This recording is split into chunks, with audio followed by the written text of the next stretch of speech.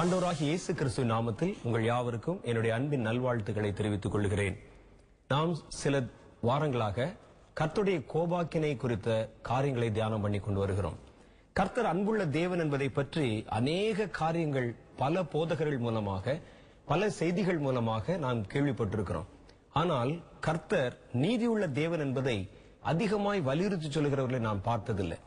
ஆகவே நம்மில் பல பேர் நம் கர்த்தரை கொண்டு வைத்திருக்கிற நம்முடைய நம்பிக்கை என்னவென்றால், நாம் எவ்வளவுதான் தவறு செய்தாலும், எவ்வளவுதான் பாவம் செய்தாலும் கர்த்தர் கண்டும் காணாதவள் போல் இருந்து விடுவார் என்று நாம் சிந்தித்துக் கொண்டிருக்கிறோம். இல்ல, நீதி என்று வந்துவிட்டால் அவர் ஒருவருடைய முகத்தையும் பார்ப்பதில்லை. கர்த்தர் தம்முடைய நீதியை சரிக்கட்ட எப்பொழுதும் கவனம் உள்ளவராக இருக்கிறார் என்று வேத புஸ்தகம் சொல்லுகிறது. ஆகவேதான் கர்த்தருடைய மறுபக்கத்தையும் நாம் புரிந்து கொள்ளணும். கர்த்தருடைய கோபம் எப்பொழுதெல்லாம் மனிதர்கள் மேல் மூழ்கிறது என்பதை பார்த்தோம். கர்த்தருடைய கோபம் மூழ்வதற்கு என்னென்ன காரணங்கள் அமைந்து விடுகிறது என்று நம்ம பார்த்தோம். மூன்றாவது காரியமாக கர்த்தருடைய கோபத்தினால் என்னென்ன விளைவுகள் உண்டாகிறது என்று பார்த்தோம். இப்போ கடைசியாக நாம் பார்க்க போது கர்த்தருடைய கோபத்திலிருந்து தப்பித்துக் கொள்வது எப்படின்னு பார்க்க போறோம். கர்த்தர் பாவிகள் மேல் சினம் கொள்ளுகிற தேவன் உண்மைதான். ஆனா அதே நேரத்தில் அவர்கள் மேல் கிருபை பொழிவும் அவர் ஆயத்தமா இருக்கிறார். ஆகவே இனி வருகிற இந்த ஒரு நிகழ்ச்சியில் நாம் பார்க்க போறது கர்த்தருடைய கோபாக்கினைக்கு தப்பித்துக் கொள்வது எப்படி என்று. சங்கீத புஸ்தகத்தில் தாவீது நமக்கு சொன்ன முதல் ஆலோசனை அதுதான். குமாரன் கோபம் கொள்ளாமலும் வழியில் நீங்கள் அழியாமலும் இருக்கும்படி அவரை முத்தம் செய்யுங்கள், அவரை அண்டிக் கொள்ளுகிற யாவரும் பாக்கியவான்கள் என்று சொல்லி எழுதியிருக்கிறார்.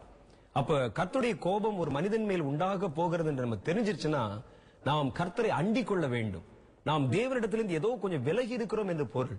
கர்த்தர் விரும்பாத ஏதோ ஒரு காரியத்தை நாம் செய்ய துவங்கி இருக்கிறோம் என்று பொருள். ஆகவே தேவன் ஒரு மனிதனை தண்டிக்க போவதற்கு முன்பு, கர்த்தருடைய கோபம் எழும்புவதற்கு முன்பு அவன் தப்பித்துக் கொள்வதற்கான சந்தர்ப்பங்களை உண்டு பண்ணுகிறார்.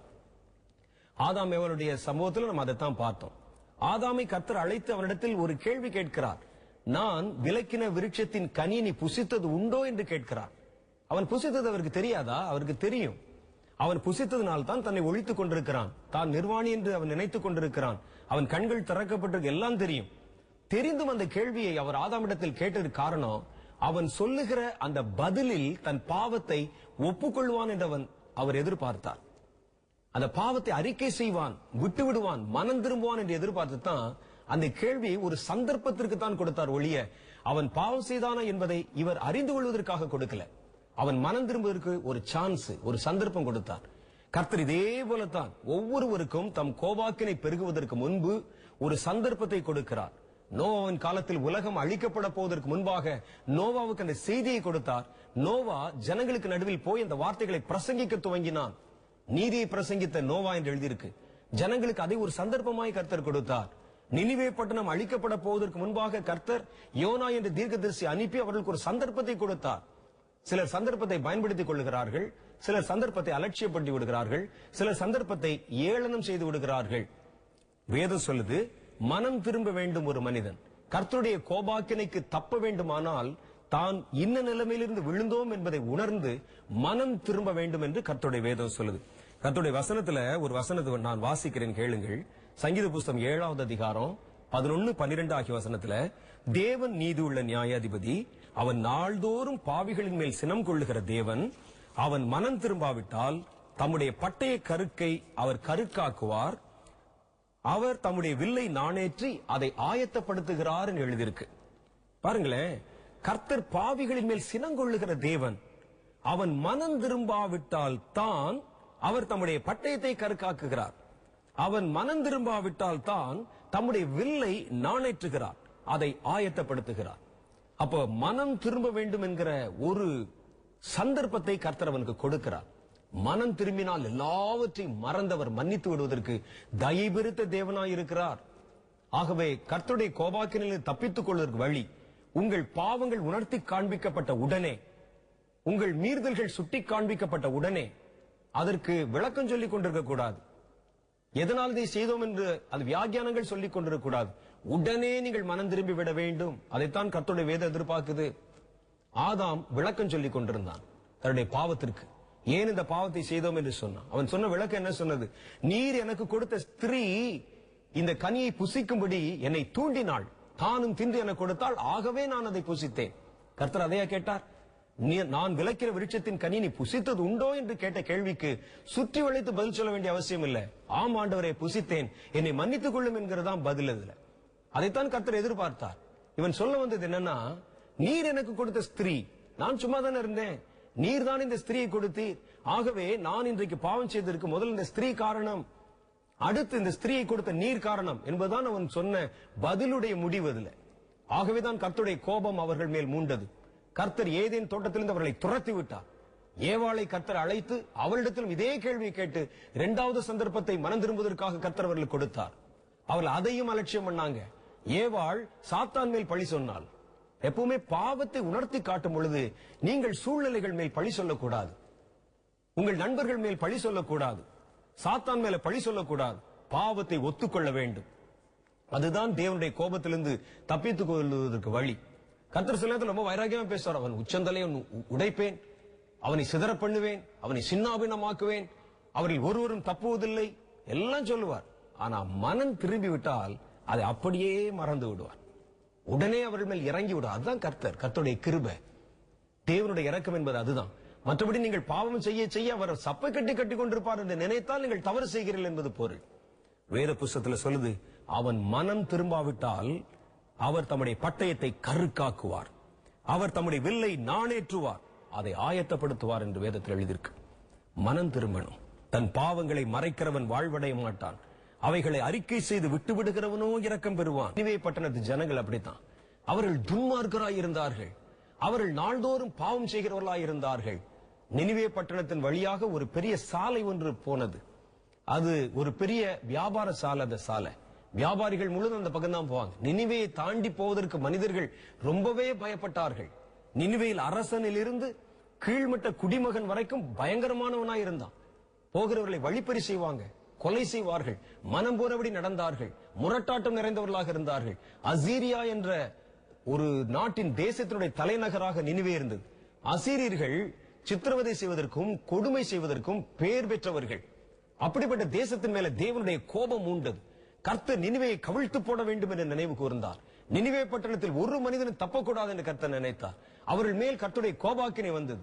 ஆனால் கர்த்தர் தம்முடைய கிருபையின்படியே அவர்கள் மனம் திரும்புவதற்கு ஒரு சந்தர்ப்பத்தை கொடுத்தார். யோனாவை அழைத்தார். யோனா, நினிவே பட்டணத்தை நான் கவிழ்த்து போட போகிறேன், நினிவேயில் ஒருவனும் இனி உயிரோடு இருக்க போகிறதில்லை, வானத்திலிருந்து நெருப்பை இறக்கி அந்த பட்டணத்தை சோதோம் குமாராவை போல் நான் அழித்து நாசம் பண்ண போகிறேன், நீ போய் அதை அவர்களுக்கு சொல் என்று கர்த்தர் சொன்னார். ஒரு சந்தர்ப்பத்தை யோனாவின் மூலமாக கர்த்தர் கொடுத்தார். யோனா பயந்தான். சும்மா போகிற மனிதனையே அவர்கள் பிடித்து சித்திரவதை செய்து கொலை செய்யும் துன்மார்க்கர்களும் கொலைகாரர்களுமாக இருக்க, ஒரு செய்த பாவத்தை போய் சுட்டி காமிச்சா அவர்களுக்கு எவ்வளவு கோபம் வரும் என்று பாருங்கள். எப்பவுமே ஒருவன் பாவம் செய்யும் போதை விட பாவத்தை சுட்டி காமிச்சா தான் கோபம் வரும். ஒருவருடைய தொழில் திருடனா இருக்கும், அதை பற்றி வெட்கப்பட மாட்டான். திருடனை திருடன் என்று சொன்னால் கோபம் வந்துவிடும். ஒரு பெண் விபச்சாரம் பண்ணுவா, அதை குறித்து வெட்கப்பட மாட்டாள். விபச்சாரம் பண்ணுகிறவளை விபச்சாரி என்று சொன்னால் கோபம் வந்துடும். தன்னுடைய பாவத்தை சுட்டி காண்பித்தால் தான் மனிதர்களுக்கு கோபம் வரும். நினிவே பட்டணத்துக்கு யோனாவை கர்த்தர் அனுப்பின பொழுது அவர்கள் பாவத்தை சுட்டி காண்பித்து வரக்கூடிய தண்டனை குறித்து அவர்களுக்கு சொல் என்று சொல்லி அனுப்பினார். யோனா பயந்தான். சும்மா போனாலே அவர்கள் விடமாட்டார்கள், பாவத்தை சுட்டி காண்பித்தால் அவருடைய கோபம் பல மடங்கு பெருகிவிடும், என்னை கொல்லாமல் விடமாட்டார்கள் என்று சொல்லி வேறு பக்கம் ஓடிப்பான். அதெல்லாம் தெரிஞ்சுதான் உங்களுக்கு. ஆனால் யோனா போய் இங்கே சொன்ன பொழுது யாரும் எதிர்பாராத ஒரு ஆச்சரியமான சம்பவம் அங்கே நடைபெற்றது. அவர்கள் கோபப்படுவதற்கு மாறாக யோனாவின் வார்த்தைக்கு செவி கொடுக்க ஆரம்பித்தார்கள். எல்லாரும் உபவாசம் பண்ணாங்க, எல்லாரும் இரட்டுடித்துக் கொண்டார்கள். மிருக ஜீவன்கள் கூட உபவாசம் பண்ணுவதற்கு ஆயத்தப்படுத்தப்பட்டன. எல்லாம் அரசனிலிருந்து ஒவ்வொரு கீழ்மட்ட குடிமகன் வரைக்கும் எல்லாரும் இரட்டை உடுத்திக் கொண்டு சாம்பலிலே அமர்ந்து கொண்டு உபவாசம் பண்ணி தங்களை தாழ்த்தினார்கள். கர்த்தர் இவ்வளவு வைராக்கியமா இந்த தேசத்தை பற்றி பேசி அனுப்பியிருந்தாரே, அந்த ஊர்ல எப்படி கர்த்தருடைய கோபாக்கினை செலுத்தப்படுகிறது என்பதை பார்ப்போம் என்று யோனா அங்கே அமர்ந்திருக்கிறான். ஏமாந்து போனான்.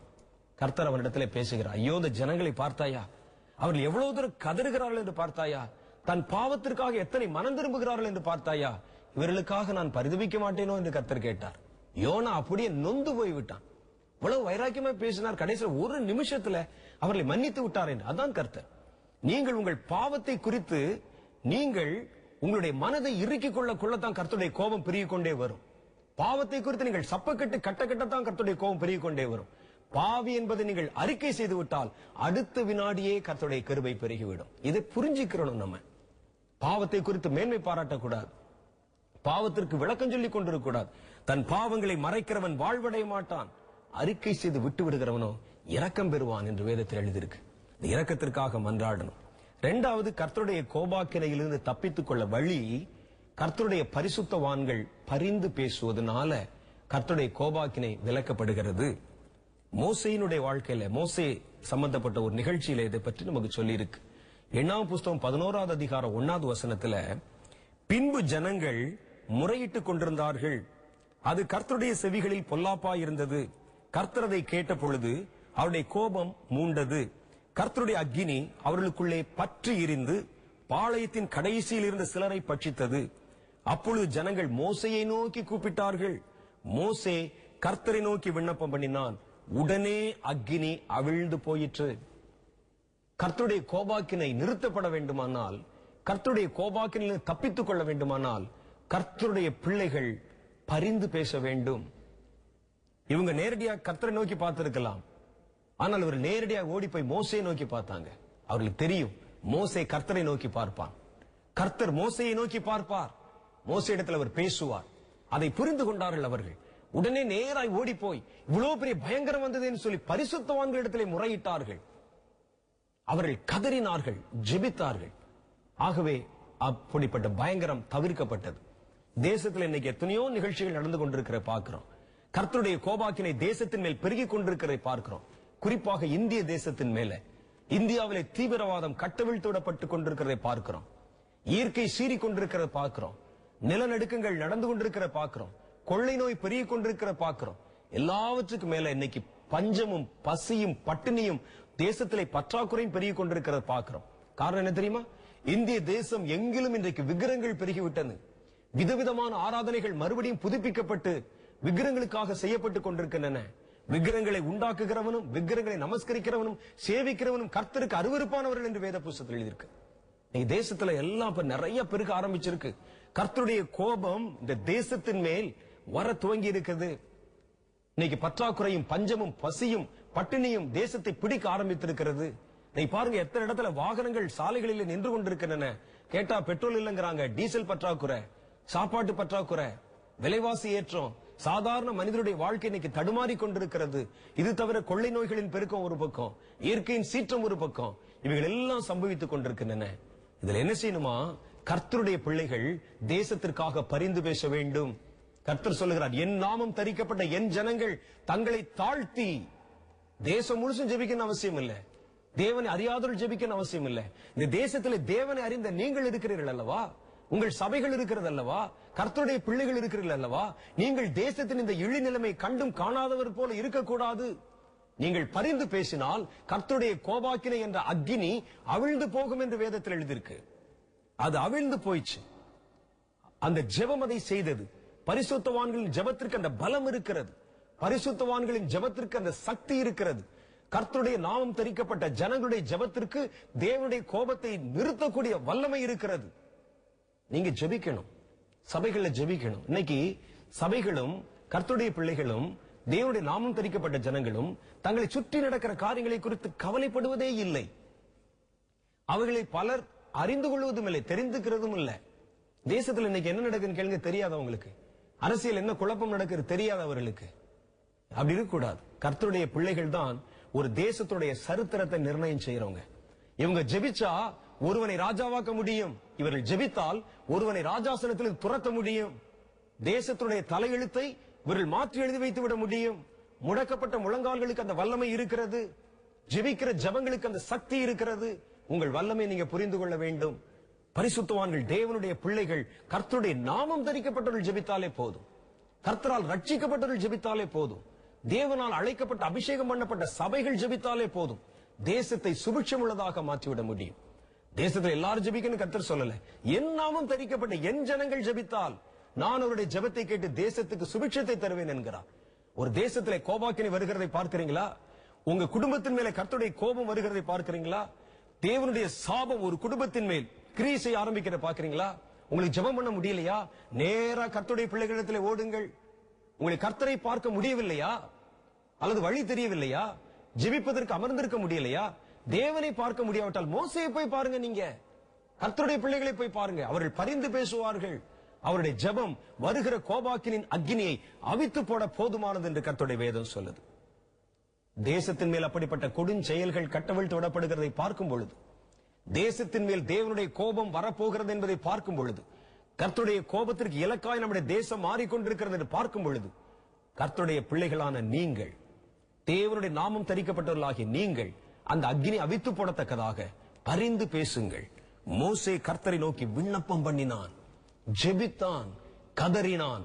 தேசத்துக்கு வரக்கூடிய பயங்கரமான ஆபத்துகளில் இருந்து அந்த மனிதர்கள் மேல் விழுந்த அக்கினியை அவித்து போட்டான். ஒரு தீய அணைப்பதற்கு, அந்த நெருப்பு அணைப்பதற்கு நீரை ஊற்றுவாங்க, தண்ணீரை ஊற்றுவாங்க. ஆனா இங்க பாருங்க, ஜெபத்தை வைத்து அந்த அக்கினி அணைத்து போட்டாங்க. ஜெபத்திற்கு எல்லா சக்தியும் இருக்கிறது, எது வேண்டுமானும் செய்யாது.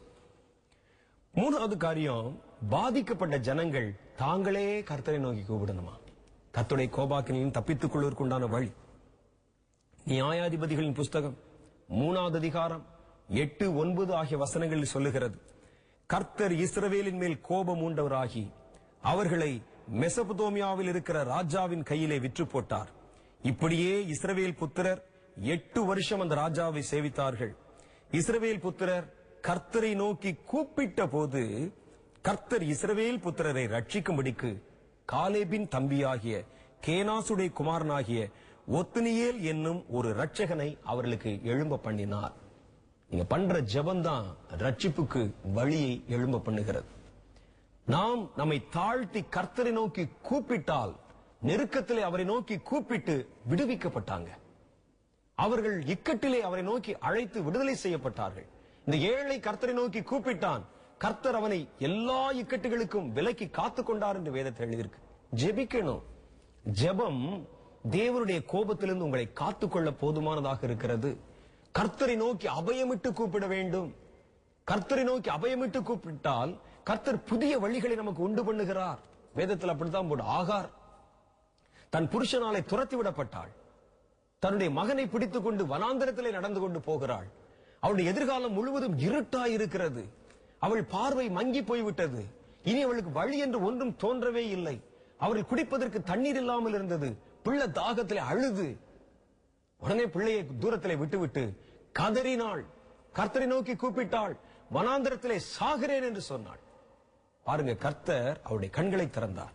அங்கே ஒரு ஊற்று இருக்கிறதை அவள் கண்டாள். அந்த ஊற்று ஆல்ரெடி அங்கதான் இருந்தது. கர்த்தர் ஊற்றை திறக்கவில்லை. நீங்க நல்லா படிச்சு பாத்தீங்கன்னா, அவருடைய ஜெபத்தை கேட்டு ஒரு ஊற்றை கர்த்தர் திறக்கவில்லை, அவள் கண்ணைத்தான் திறந்தார். இன்னைக்கு அப்படித்தான், நமக்கு ஒரு ஆபத்து வரும் பொழுது, ஒரு போராட்டம் வரும் பொழுது வழி பக்கத்துல இருக்கணும், ஆனா நமக்கு தெரியாது. அது அந்த ரட்சகன் ஒத்னியேல் என்கிறவன் உள்ளதான் இருந்தான். ஆனால் அவன் இந்த தேசத்தை ரட்சிக்க போகிறான் என்று தெரியாதவர்களுக்கு பக்கத்திலே அந்த துறவு இருந்தது. அது அவளுடைய கண்ணுக்கு தெரியவில்லை. அவளுடைய பதட்டம் அதை மறைத்திருந்தது. தேவனை நோக்கி கூப்பிட்ட பொழுது ரட்சிக்கப்படக்கூடிய, விடுவிக்கப்படக்கூடிய அந்த நீரூற்றை கர்த்தர் அவருடைய கண்களுக்கு காண்பித்துக் கொடுத்தார். கர்த்தருடைய கோபாக்கினை தண்டனையிலிருந்து தப்பித்துக் கொள்ளனா நீங்க கர்த்தரை நோக்கி அபயம் இடணும். இன்னைக்கு பாருங்க, ஒவ்வொருவரும் ஒவ்வொரு இடத்துல போய் அபயம் எடுக்கிறார்கள். இஸ்ரேல் தேசத்துல பெரிய கொடும் பஞ்சம் இருந்தது. அந்த நேரத்துல சாப்பிடுவதற்கு வழி இல்ல. ராஜா வீட்டிலே சாப்பாட்டுக்கு வழி இல்ல. ராஜா இரட்டுடித்துக் கொண்டு அலங்கத்தின் மேல் நடந்து கொண்டிருக்கிறான். அவருடைய குதிரைகளுக்கு கொடுப்பதற்கு கொள்ளில்ல, குதிரைகளுக்கு கொடுப்பதற்கு உணவில்ல. பயங்கரமான பஞ்ச நேரம். 2 பேர் கீழே வந்து அபயம் எடுக்கிறார்கள். அப்பொழுது ராஜா சொல்லுகிறான், கர்த்தர் வானத்தின் பலகணிகளை திறக்காவிட்டால், கர்த்தர் தேசத்திற்கு இரக்கம் காட்டாவிட்டால் நான் என்னத்திலிருந்து உங்களை ரட்சிக்க முடியும்? இன்னைக்கு மனிதர்களை நோக்கி பார்க்கிறாங்க, எந்த பிரச்சனை யார்கிட்ட போனா தீர்வாகும் என்று அவர்களுக்கு தெரியல. எல்கானாவுடைய மனைவி அப்படித்தான் வந்து எல்கானாவை அலட்டி கொண்டு எனக்கு பிள்ளை கொடும் அல்லது சாகிறேன் என்று சொன்னார். கர்த்தர் தான் குழந்தைகளை கொடுக்கிறவர். பிள்ளைகள் கர்த்தரால் வரும் சுதந்திரம். எதுல யாரிடத்துல விடுதலை இருக்கு நமக்கு தெரியணும். ஒரு பிரச்சனை வரும்போது, ஒரு போராட்டம் வரும்போது மனிதர்களை போய் பார்க்கிறோம், அரசாங்கத்தை போய் பார்க்கிறோம், அதிகாரிகளை போய் பார்க்கிறோம். வேதம் சொல்லுகிறது, கர்த்தரை நோக்கி நீங்கள் கூப்பிடும் போது கர்த்தருடைய கோபத்திலிருந்து நீங்கள் காக்கப்படுகிறீர்கள்.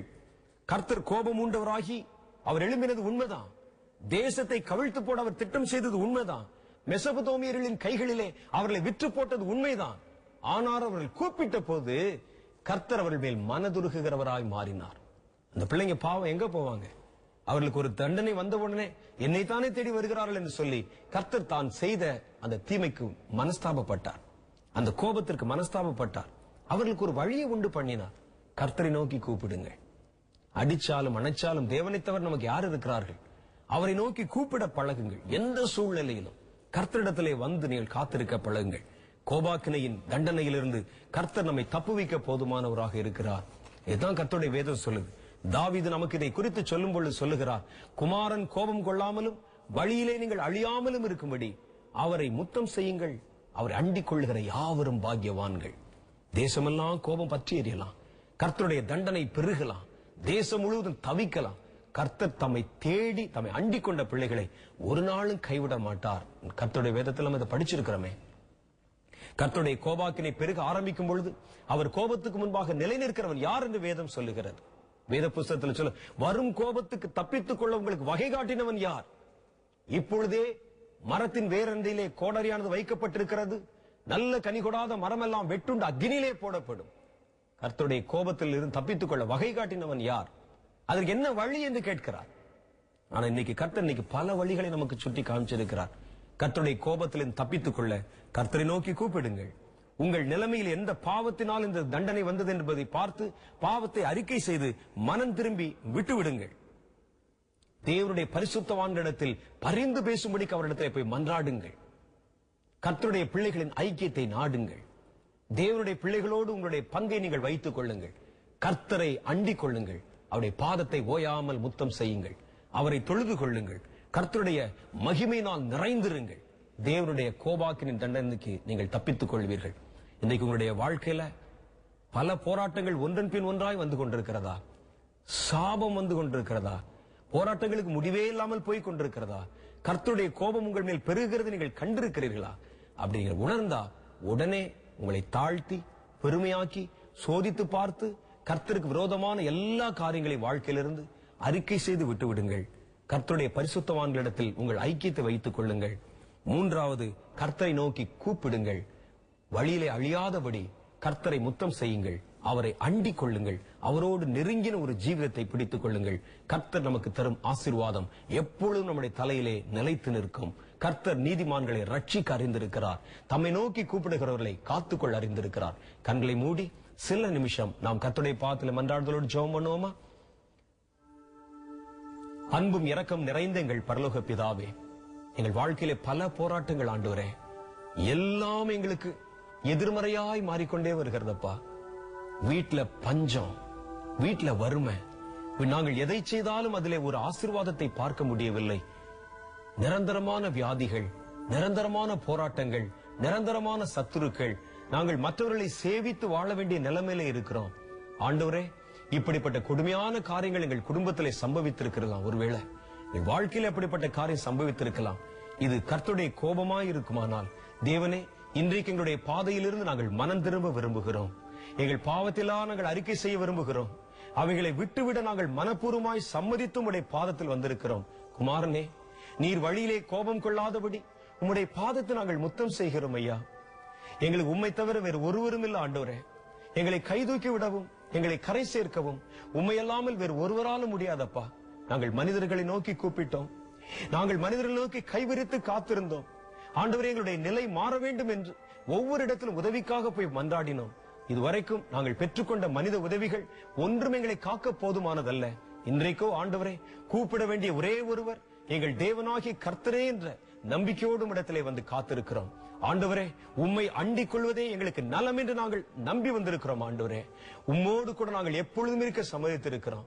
எங்கள் பாவங்களை மறந்து, எங்கள் பாவங்களை மன்னித்து, எங்கள் பாவங்களிலிருந்து எங்களுக்கு ஒரு விடுதலை கொடுத்து, இந்த பாவத்தின் விளைவினால் எங்கள் வாழ்க்கையில் தோன்றியிருக்கிற எல்லா பலவீனங்களிலிருந்தும், எல்லா விதமான போராட்டங்களிலிருந்தும், எல்லா விதமான கட்டுகளில் இருந்தும், எல்லா விதமான வருத்தங்களில் இருந்தும், வியாதிகளில் இருந்தும் உம்முடைய பரிசுத்த கரம் எங்களை விடுதலை செய்ய வேண்டும் என்று நாங்கள் மன்றாடுகிறோம். ஆண்டவரே, பரிசுத்த ஆவியானவரே, எங்கள் கண்களை திறந்திரளும்.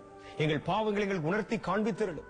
அவைகளை நாங்கள் மறுக்கவோ நாங்கள் விரும்பவில்லை. ஆண்டவரே, அவைகளை அறிக்கை செய்யவும் விட்டுவிடவும் மனப்பூர்வமாய் வந்திருக்கிறோம். இந்த நேரத்தில் இந்த ஆண்டவரே மக்கு ஸ்தோத்திரம், முழங்கால் படியிட்டு இருக்கிற ஒவ்வொரு பிள்ளைகளிடத்திலும் பரிசுத்த ஆவியானவர் பேசுவாராக.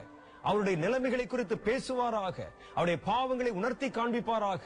அவர்களை விடுதலை செய்வாராக. அவர்கள் மன்னிப்புக்காக கதறும் பொழுது கண்களின் கண்ணீரை துடைத்தருள்வாராக.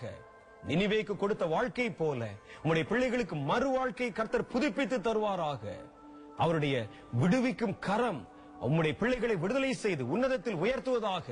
நீர் செய்ய நினைத்த காரியம் ஒன்றும் தடைபடாமல் நடக்க நீர் உதவி பாராட்டுவீராக. இன்று உடைய ஊழியக்காரனாகிய நான் இவர்களுக்காக பரிந்து பேசுகிறேன் ஆண்டவரே. இவர்களுடைய நிலைமைக்காக பரிந்து பேசுகிறேன். இவர்களுடைய குடும்பங்களுக்காக பரிந்து பேசுகிறேன். அந்த அக்னி அவிழ்த்ததை போல, மோசேயினுடைய ஜெபத்தை கேட்டு அக்னி அவிந்து போக செய்ததை போல, இன்று எங்களுடைய ஜெபத்தை கேட்டு இந்த குடும்பங்களுக்கு நடுவிலே, உடைய பிள்ளைகளின் வாழ்க்கைக்கு நடுவிலே கர்த்தருடைய கோபாக்கினை ஒருவேளை பற்றி எரிய துவங்கி இருக்குமானா அந்த நெருப்பை நீர் அணைத்து போட்டு உடைய பிள்ளைகளை விடுவித்து விசாலத்தில் வைக்கும்படிக்காக ஜெபிக்கிறேன். கர்த்தர் ஆசீர்வதியும். உடைய பிள்ளைகளை காத்துக்கொள்ளும். அவர்கள் சந்தோஷத்தை மறுபடியும் 7-70 திரும்ப பார்க்க உதவி செய்திருளும். அவருடைய கொடிய நிலைமையிலிருந்து கர்த்தர்களை விசாலத்தில் உயர்த்தி கனப்படுத்தி மகிமைப்படுத்தும். இயேசுவின் நாமத்தில் என் ஜெபங்கள் எல்லாவற்றையும் ஏற்றுக்கொள்ளும் பிதாவே. ஆமென், ஆமென், ஆமென். கர்த்தராகிய தேவன் தாமே தம்முடைய கிருபைக்கும் தம்முடைய இரக்கத்திற்கும் தம்முடைய பராமரிப்புக்கும் உங்களை பாத்திரவான்களாக மாற்றி உங்கள் பாவங்கள் எல்லாம் மன்னித்து கழுவி உங்கள் ஜெபங்களை கவனித்து புதிய வாழ்க்கை தந்து மகிமையில் உயர்த்தி பராமரிப்பாராக. ஆமென்.